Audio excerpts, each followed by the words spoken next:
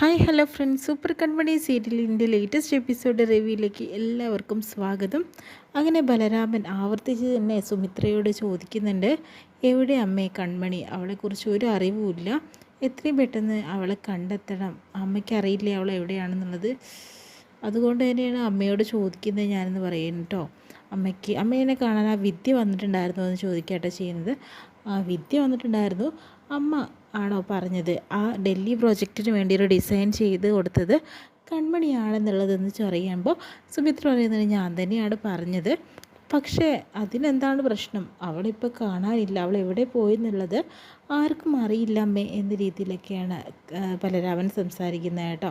പിന്നെ എന്തിനാ അതിനു വേണ്ടി പറഞ്ഞത് എന്ന് ചോദിക്കുമ്പോൾ, ഞങ്ങളുടെ മകൻ ചെയ്യാതിരുന്ന സമയത്താണ് വിദ്യയായിട്ട് അവൾ വന്നത് ഇവിടെ. അപ്പോഴത്തേനും അവളോട് പറഞ്ഞു ഞാനിത് ചെയ്യണം, അവളുടെ പകരം ചെയ്യാൻ ആരെങ്കിലുമൊക്കെ വേണ്ടേ എന്നൊക്കെ പറയുന്നുണ്ട് കേട്ടോ. അതുകൊണ്ട് അവൾ ഡൽഹി പ്രോജക്റ്റ് വരച്ചത് കൺമണിയാണെന്ന് ഞാൻ പറഞ്ഞത്. പക്ഷേ ഇനി ഞാനൊന്നും പ്രതീക്ഷിക്കുന്നില്ല, നിന്നിൽ നിന്ന് ഒന്നും പ്രതീക്ഷിക്കുന്നില്ല ഞങ്ങളെന്ന് പറഞ്ഞിട്ട് ബാലുവിനെ കൂട്ടിക്കൊണ്ട് അകത്തേക്ക് പോകുന്നു കേട്ടോ. പിന്നീട് കാണിക്കുന്നത് കൺമണിയുടെ വീട്ടിൽ തന്നെയാണ്. കൺമണിയുടെ വീട്ടിൽ നമ്മുടെ മനോജ് വരുന്നുണ്ട്. മനോജ് വന്നിട്ട് ധനലക്ഷ്മിക്കാണെങ്കിലും അച്ഛൻ്റെ കയ്യിൽ നിന്ന് രാവിലെ തന്നെ കുതിര തല്ല് കിട്ടിയിട്ടുണ്ടായിരുന്നു.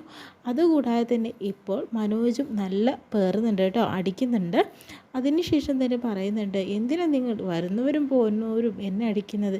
നിന്നെ അടിക്കുകയല്ലടി വേണ്ടത്, നിന്നെ കൊല്ലുകയാണ് വേണ്ടത്. നിങ്ങൾ ഓരോ കാര്യങ്ങൾ നീ ഒറ്റയ്ക്കാണ് ചെയ്തു വെച്ചിരിക്കുന്നത്. എൻ്റെ അനിയത്തി എവിടെ? നീ കാരണമല്ലേ അവളിപ്പോൾ കാണാതെ ആയിരിക്കുന്നത്. എനിക്കൊരു കാര്യം മനസ്സിലായി, അവൾ ആരുടെയും കൂടെ ഒളിച്ചോടി പോയിട്ടുണ്ടാവുമെന്ന് പറയുമ്പോൾ വീണ്ടും തന്നെ മനോജ് ധനലക്ഷ്മിയെ തല്ലാനായിട്ട് ഒരുങ്ങട്ടോ ചെയ്യുന്നത്. അപ്പോൾ നിങ്ങളെന്നെ തല്ലിയിട്ടും കൊന്നിട്ടും ഒന്നും കാര്യമില്ല, ഞാൻ പറഞ്ഞത് സത്യം തന്നെയാണ്, അല്ലാതെ വേറൊരു കാര്യവുമില്ലെന്ന് പറയുന്നുണ്ട്. നിങ്ങളിനി എന്നെ തല്ലിക്കഴിഞ്ഞാൽ ഞാൻ കെട്ടിത്തൂങ്ങി ചാവും എന്നൊക്കെ പറയുമ്പോഴത്തേനും, നീ ചാവേണ്ടടി, ഞാൻ നിന്നെ കൊല്ലാം എന്ന് പറയാട്ടോ ചെയ്യുന്നത്. അപ്പോൾ തന്നെ അച്ഛൻ വരുന്നുണ്ട്, മനോജിനെ പിടിച്ച് മാറ്റുന്നുണ്ട് കേട്ടോ. ആരാൻ്റെ അമ്മയ്ക്ക് ഭ്രാന്ത് പിടിച്ച് കാണാൻ നല്ല രസമാണെന്നുള്ള രീതിയിലാണല്ലോ നിങ്ങൾ നിൽക്കുന്നത്. നിങ്ങൾ മകൻ എന്നെ തല്ലണത് കണ്ടിട്ട് ആസ്വദിച്ച് നിൽക്കുകയാണോ? ഇനി അവൾ ഒരിക്കലും തന്നെ വരാനായിട്ട് പോകുന്നില്ല, അവൾ ആരുടെ കൂടെ പോയി എന്ന് തന്നെയാണ് എനിക്ക് ഉറപ്പ് എന്നൊക്കെ പറയുന്നുണ്ട് അച്ഛനോട്. അതിനുശേഷം തന്നെ അച്ഛൻ ഫോൺ വിളിക്കുക കേട്ടോ കൺമണിയെ ആര് വിളിച്ചിട്ടും കാര്യമില്ല, ഫോൺ സ്വിച്ച് ഓഫ് ആക്കി വെച്ചിരിക്കുകയാണ് കൺമണി. ഇതെന്ത് പറ്റിയെന്നറിയാതെ ടെൻഷനായിട്ട് നിൽക്കുക കേട്ടോ. പിന്നീട് കൃഷിനെയും വാഹിനിയാണ് കാണിക്കുന്നത്. കൃഷി പറയുന്നത്, ഞാൻ ഒരിക്കലും തന്നെ വിശ്വസിക്കുന്നില്ല കൺമണി ഈ തെറ്റ് ചെയ്യുമെന്നുള്ളത് എനിക്ക് എന്താണെന്ന് അറിയില്ലടാ, ആകെ ടെൻഷൻ ആവുന്നുണ്ട്. അപ്പോഴത്തേനും മഹി പറയുന്നുണ്ട്, തെളിവ് സഹിതമല്ലേടാ അവളെ പിടികൂടിയത്, പിന്നെ അവൾ തെറ്റ് ചെയ്തിട്ടില്ല എന്ന് പറഞ്ഞാൽ പിന്നെ എങ്ങനെയാണ് എന്ന് പറയാണ്. അപ്പോഴത്തേനും എനിക്കൊന്നും മനസ്സിലാവുന്നില്ല. ദേവിജി വരുന്നുണ്ട്, ഓൺ ദ വേ ആണെന്ന രീതിയിലൊക്കെ പറയുന്നുണ്ട്. പെട്ടെന്ന് തന്നെ ദേവിജി അവിടേക്ക് വരുന്നുണ്ട് കേട്ടോ.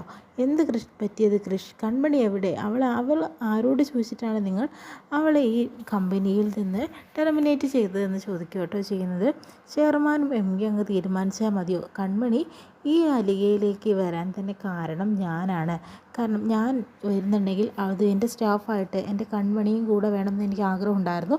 അതുകൊണ്ടാണ് ഒരു കാര്യം സാഗറിനെ വിളിച്ച് പറയും, ഞാൻ ഈ കമ്പനിയിൽ നിന്ന് പോവുകയാണെന്നുള്ളത് എന്നൊക്കെ പറയുന്നുണ്ട് കേട്ടോ. എന്താ സാർ ഇങ്ങനെ പറയുന്നത്? എന്താ ഞാൻ പറയേണ്ടത്? നിങ്ങൾ ഓരോരോ കാര്യങ്ങൾ കാണിച്ചു വെച്ചല്ലേ കൺമണി തെറ്റ് ചെയ്തു എന്നുള്ളത് നിങ്ങളോട് ഉറപ്പിച്ചാൽ മതിയോ? തെറ്റും ശരിയും നിങ്ങൾ കണ്ടെത്താതെയാണല്ലോ ഓരോ കാര്യം ചെയ്യുന്നത്. ഒരു ശത്രു വന്ന് പറഞ്ഞതോടുകൂടി എല്ലാത്തിനും നിങ്ങൾ വിഴുങ്ങിയല്ലേ വെള്ളം കൂട്ടാതെ എന്നൊക്കെ പറയുന്നുണ്ട് കേട്ടോ. ദേവിജിക്ക് എന്താണ് ഈ പറയാനുള്ളതെന്ന് വെച്ചാൽ പറഞ്ഞാലും എന്ന് പറയുമ്പോൾ, എന്തായാലും കൺമണി ചതിക്കപ്പെട്ടവളാണ്. കാരണം വെച്ചിട്ടുണ്ടെങ്കിൽ BR ഡിസൈനിക്ക് വേണ്ടി മനോജിനെ കൊണ്ട് കൺമണിയെ നിർബന്ധിച്ച് ഒരു ചിത്രം വരപ്പിച്ചതാണ്. അങ്ങനെയാണ് ഡൽഹി പ്രോജക്റ്റ് തൽക്കാലത്തേക്ക് BR ഡിസൈൻസിലേക്ക് കിട്ടിയത്. പക്ഷെ അത് തിരുത്തിയിരിക്കുന്നു. അവൾ അലിഗയിലേക്ക് വേണ്ടി അടിപൊളിയായിട്ട് ഡിസൈൻ അവൾ വരച്ച് എനിക്ക് തന്നതാണ്. മാത്രമല്ല ഈ വിവരങ്ങളെല്ലാം തന്നെ മുന്നേ തന്നെ നിങ്ങൾ അറിയുന്നതിന് എത്രയോ ദിവസങ്ങൾ മുന്നേ തന്നെ അവൾ എന്നോട് പറഞ്ഞിട്ടുണ്ട്. നിനക്ക് ഓർമ്മയുണ്ടോ സാഗറിൻ്റെ കാല് പിടിക്കാൻ അവൾ ഹോസ്പിറ്റലിൽ വന്ന ദിവസം, അതുപോലെ കൃപയെ രക്ഷിച്ച ദിവസം? ആ ദിവസമായിരുന്നു അത്, അവളെല്ലാം തുറന്നു പറഞ്ഞ ദിവസം. അതുകൊണ്ട് തന്നെ അവൾ അതെല്ലാം തന്നെ തിരുത്തിക്കൊണ്ട് ഡൽഹി പ്രോജക്റ്റ് നമുക്ക് തന്നെ തിരിച്ചു പിടിച്ച് തന്നിരിക്കുകയാണ്. അവളതിന് പക്ഷേ പ്രതികാരമായിട്ട് ഒന്നും തന്നെ ആവശ്യപ്പെട്ടിട്ടില്ല. മാത്രമല്ല അവൾക്ക് വേണമെങ്കിൽ BR ഡിസൈനിലേക്ക് പോകാമായിരുന്നു. അവിടെ ആയിരുന്നെങ്കിൽ അവൾക്ക് പുതിയൊരു വീട് വരെ അവർ വെച്ച് കൊടുക്കുമായിരുന്നു. അത്രയും പണം നൽകുമായിരുന്നു. എന്നിട്ട് അവൾ പോയില്ലല്ലോ.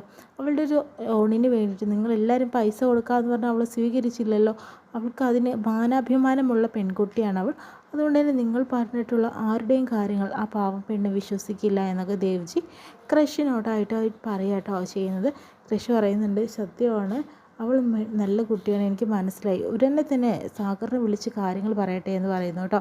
എന്നാലാണ് കാര്യങ്ങൾ നടക്കുകയുള്ളൂ. അപ്പോൾ കൃഷ്ണനൊന്നും പറയാൻ പറ്റാണ്ടായി. കാരണം കൺമണിയെ ഇപ്പോഴും തന്നെ ഒരുപാട് ഇഷ്ടമാണ്. ഇങ്ങനെയൊക്കെ സംഭവിച്ചത് എന്താണെന്ന് തന്നെ കൃഷ്ണന് മനസ്സിലായിട്ടില്ല. അവളെ നിരപരാധിത്വം തെളിയിച്ചതോടുകൂടി തന്നെ കൂടുതൽ ഇഷ്ടപ്പെടുകയാണ്. പിന്നെ ബലരാമനാണെങ്കിലും മനോജിനെ വിളിക്കുന്നുണ്ട്. കാരണം ഫോൺ കിട്ടുന്നില്ല. കുറേ നേരമായി വിളിക്കുന്നു. അതുപോലെ കൺമണിയെ വിളിക്കുന്നുണ്ട്. കൺമണിയും കിട്ടുന്നില്ല, സ്വിച്ച് ഓഫ് ആണ്. അങ്ങനെ സുമിത്ര വരുന്നു കേട്ടോ. ആ വന്നിരിക്കുന്ന സമയത്ത് തന്നെ ഇതെല്ലാം കേൾക്കുന്നുണ്ട്. മനോജ് ഫോൺ എടുക്കുന്ന സമയത്ത് മനോജ് എന്താണ് പ്രശ്നമെന്ന് ചോദിക്കുക. കൺമണിയോട് സർ കൺമണിയെ കാണാനില്ല, അവൾ മിസ്സിങ് ആണെന്ന് പറയാം കേട്ടോ. അതുകൊണ്ട് തന്നെ അവളെ തിരഞ്ഞിറങ്ങിയതാണ് ഞാൻ. സാർ ഒരു കാര്യം ചെയ്യൂ, സുമിത്ര മേഡത്തിന് അറിയുമെങ്കിൽ ഒന്ന് പറഞ്ഞു തരാൻ പറയോ? എൻ്റെ അനിയത്തി ഒരു പാവമാണ്, എന്താ സംഭവിച്ചിട്ടുണ്ടെന്ന് അറിയില്ല, നിങ്ങളൊന്ന് പറയുമെന്ന് ചോദിക്കുകയാണ്. മനോജ് എന്തായാലും ഫോൺ കട്ട് ചെയ്തു. ഞാനിന്ന് ചോദിച്ചിട്ട് വിളിക്കാമെന്ന് പറയുന്നുണ്ട്. അതിനുശേഷം തന്നെ സുമിത്രയോട് കാല് പിടിച്ചിട്ട് ചോദിക്കുന്നുണ്ട്, കൺമണി എവിടെയാണ് അമ്മേ, ഒന്ന് പറയൂ എന്ന് പറയുന്നുണ്ട് കേട്ടോ. രാമ, എനിക്കറിയില്ല അവൾ അവിടെ എന്നുള്ളത്. അവളെ എനിക്ക് ദേഷ്യമായിരുന്നു, പക്ഷേ അവളെ ഞാനൊന്നും ചെയ്തിട്ടൊന്നുമില്ല. നീ എന്താ അത് മനസ്സിലാക്കാതെ? പിന്നെ നീ എൻ്റെ കാല് വീണപ്പോൾ എൻ്റെ മുന്നിൽ ആദ്യം വിശന്ന് പറഞ്ഞ് നിൽക്കുന്ന ആ കുഞ്ഞു രാമനെയാണ് എനിക്ക് കാണാനായിട്ട് പറ്റിയിട്ടുണ്ടായിരുന്നത് എന്നൊക്കെ പറയുന്നുണ്ട്. അമ്മയുടെ കുഞ്ഞു രാമൻ തന്നെയാണ്, ഞാനിപ്പോൾ മാറ്റമൊന്നുമില്ല. നീ ഞങ്ങൾക്ക് വേണ്ടി ഒന്നും ചെയ്യുന്നില്ല. കാരണം ഞാനും ബാലു നിന്നെയും അതുപോലെ തന്നെ ലക്ഷ്മിയെ ഒരുപാട് കഷ്ടപ്പെട്ടിട്ട് തന്നെ വളർത്തിയത്. ഞങ്ങളുടെ കഷ്ടപ്പാടൊന്നും നിനക്ക് അറിയില്ല. കാരണം നിങ്ങൾ അറിയിച്ചിട്ടില്ല. അതുകൊണ്ടാണ് ഇപ്പോൾ നിങ്ങളോട് ഒരു ഉപകാരം ചെയ്യാൻ പറഞ്ഞപ്പോൾ നിങ്ങൾ ഞങ്ങൾക്ക് വേണ്ടി ഒന്നും ചെയ്യുന്നില്ലല്ലോടാ രാമ എന്ന് പറയുന്നുണ്ട്.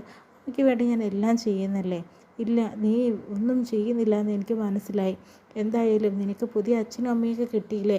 ഞങ്ങൾക്ക് വേണ്ടി ഞങ്ങൾ തന്നെ ഉള്ളൂ എന്നൊക്കെ പറഞ്ഞ് സുമിത്ര സെൻറ്റിമെൻറ്റ്സ് അടിക്കാട്ടോ ചെയ്യുന്നത്. അപ്പോൾ ഇതിന് രാമൻ കുറച്ചൊക്കെ അതിൽ വീഴുകയാണ്. പിന്നീട് സാഗറിനെ വിളിക്കുന്നുണ്ട് ദേവ്ജി. എല്ലാം തെറ്റായി പോയെന്ന് സാഗർ ആകെ വിഷമത്തോട് പറയുന്നുണ്ട്. ഞാൻ തന്നെ കൺമണിയെ വിളിക്കാം എന്നൊക്കെ പറയുന്നുണ്ട്. അപ്പോൾ ഞാൻ കൃഷി പറയുന്നുണ്ട്, അച്ഛാ അവൾ ഒരു തെറ്റും ചെയ്തില്ല, ഞാൻ ആദ്യം പറഞ്ഞതല്ലേ, അവളെ ആ തെറ്റ് തിരുത്തണം. നമ്മൾ പറഞ്ഞത് കുറച്ച് നേരം നമ്മുടെ മനസ്സിൽ അവളോടുള്ള ശത്രുത പോലും തിരുത്തണം എന്ന് പറയുന്നു. ഞാൻ അവളെ വിളിച്ച് കൊണ്ടുവരാം. അതിനുശേഷം തന്നെ ഞാൻ തന്നെ അവളെ പുതിയ ഡിസൈനിൻ്റെ കമ്പനിയിലെ ഒരു ഡിസൈനറായിട്ട് തന്നെ ഞാൻ തന്നെ ഇരുത്താം എല്ലാവരുടെ മുന്നിൽ എന്ന്, എനിക്ക് പറ്റിയ തെറ്റാണെന്നുള്ള എല്ലാവരുടെ മുന്നിൽ ഞാൻ പറയാമെന്നൊക്കെ സാഗർ പറയുന്നുണ്ട് കേട്ടോ. അങ്ങനെ തന്നെയാണ് വേണ്ട വെച്ചാൽ അവൾക്ക് നമ്മൾ അത് തന്നെ പ്രതികാരമായിട്ട് ചെയ്യണം എന്നൊക്കെ പറയുന്നുണ്ട് കേട്ടോ. അതിനുശേഷം തന്നെ വീണ്ടും കൃഷ്ണാകെ സങ്കടമാകുന്നുണ്ട്. പിന്നീട് സാഗറും സുജു കൂടി അതുപോലെ തന്നെ ചേച്ചിയും കൂടി സംസാരിക്കുന്നുണ്ട് കേട്ടോ. സുജുനോട് പറയുന്നത് നമ്മൾ ചെയ്ത തെറ്റായി സുജു, കാരണം അവൾ നമ്മൾ എന്തൊക്കെയാണ് പറഞ്ഞത് മനസ്സ് വിട്ടിട്ട് എന്ന് പറയുന്നു. അപ്പോൾ തന്നെ സുജു പറയുന്നത് ഒരു വലിയ പാപമായല്ലോ സാഗർ എന്ന് പറയുന്നു. അന്വേഷിക്കുകയാണെങ്കിലോ എന്താണെന്ന് അറിയാതിരിക്കുക കേട്ടോ കാണിക്കുന്നത്. ഇത്രയും കാണിച്ചുകൊണ്ടിരുന്നത് എപ്പിസോഡ് വിശേഷം.